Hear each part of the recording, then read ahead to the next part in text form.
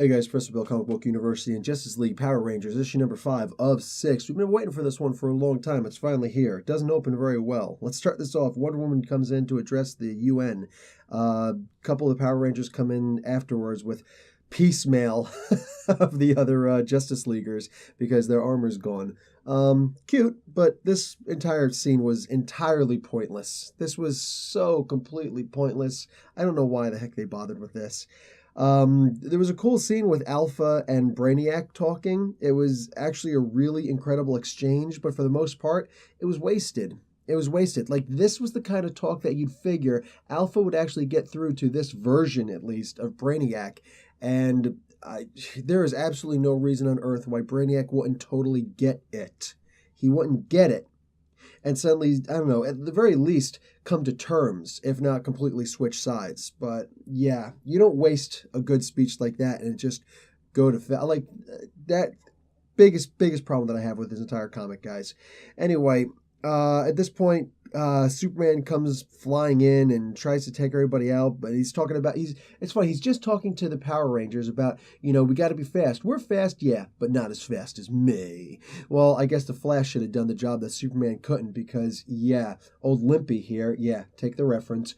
He goes in and Brainiac just catches him by the throat, pulls out some kryptonite before Superman can even do anything. He can't mount any kind of a defense whatsoever. Like, just come on, man. So the Power Rangers come in and save his butt.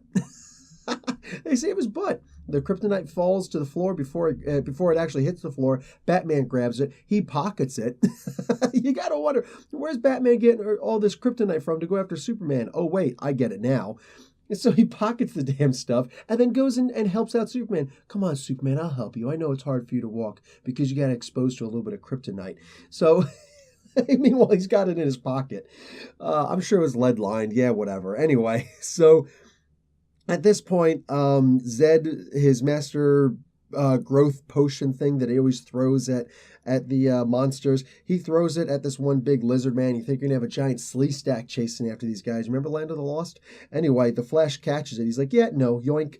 That was actually kind of funny. He gives it to Alpha. He's like, you're the only one not engaged in combat here, so hold this, please. And he goes back to fighting. Well, Alpha decides, yeah, why aren't I in the fight? So he used the growth potion on himself and goes after this big, gigantic red worm that Zed has. Now, Zed is red, and there's a giant red worm. Go ahead. You tell me you didn't put that together. Anyway, I'm going to give this comic a C+. It was, okay.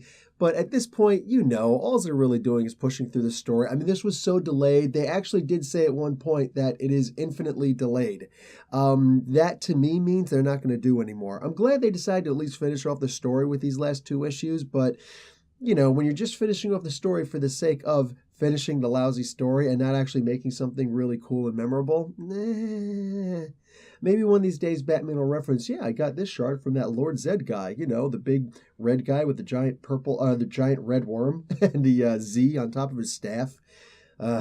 Comics. Anyway, guys, that's it for me, Professor Bill, Comic Book University. Class dismissed.